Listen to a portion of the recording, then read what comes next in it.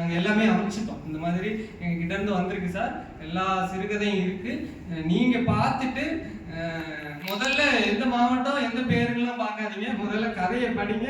படிச்சுட்டு அதுக்கப்புறம் கதை நல்லா இருக்கு, அதுவும் ஒரு அவங்க கண்டென்ட் கிரியேட்லாம் வச்சிருந்தாங்க, கரெக்டா எழுத்து பிள்ளை இல்லாம எழுதியிருக்காங்களா, அந்த நாங்க கொடுத்த தலைப்புல அவங்களோட ஸ்டோரி வந்து மேட்ச் ஆகுதா, அவங்க வந்து ஃபைனலா என்ன சொல்ல வர்றாங்க இந்த கதை மூலம் அப்படிங்கிற மாதிரியான இதெல்லாம் செக் பண்ணிட்டு தான் இந்த ஒவ்வொரு கதையும் செலக்ட் பண்ணாங்க.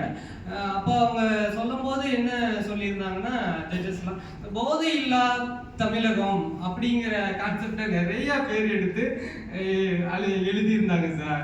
அப்பனா அந்த போதைக்கு எதிராக இளைஞர்கள் வந்து எல்லாருமே வந்து இந்த போதைக்கு எதிராக ரொம்ப பெரிய லெவல்ல இருக்காங்க, இந்த போதை பொருளை பயன்படுத்தாம இருக்கணுங்கிறதுல அவங்க ரொம்ப அவேர்னஸா இருக்காங்க சார். அது ரொம்ப எங்களுக்கு படிக்கும்போது ரொம்ப மகிழ்ச்சியா இருக்கு சார் அப்படின்னு அந்த ஜட்ஜஸ் எல்லாம் சொன்னாங்க. அப்போ வந்து எங்களுக்கு ரொம்ப சந்தோஷமா இருந்துச்சு. ஏன்னா நாங்க வந்து ஒரு ஸ்டோரியை எழுதுங்க அப்படின்னு விடல, ஒவ்வொன்றுக்கும் ஒரு தலைப்பு கொடுத்துருந்தோம். சமூக முன்னேற்றம், சமூக முன்னேற்றத்துக்கு என்னென்ன ஆகும்னா, நம்ம நல்ல கல்வி இருந்துச்சுன்னா சமூக முன்னேற்றம் ஆயிடலாம். அப்ப வறுமையை நம்ம எடுத்துட்டோம்னா நல்ல சமூக முன்னேற்றம் ஆகலாம். பாகுபாடு ஈக்குவேஷனோட ஈக்குவலா எல்லாரையும் பார்க்கணும், அப்படி இருந்தா நம்ம சொசைட்டி வந்து டெவலப் ஆகும். அப்ப அந்த தலைப்பை கொடுக்கும் போதே நாங்க சொல்லிட்டோம், இதுதான் இந்த மாதிரி தான் இருக்கணும், அடுத்த ஜெனரேஷன் இதெல்லாம் ஃபோக்கஸ் பண்ணணும், இதெல்லாம் திங்க் பண்ணணுங்கிறதுக்காக தான் அந்த மாதிரி கொடுத்துருந்தோம்.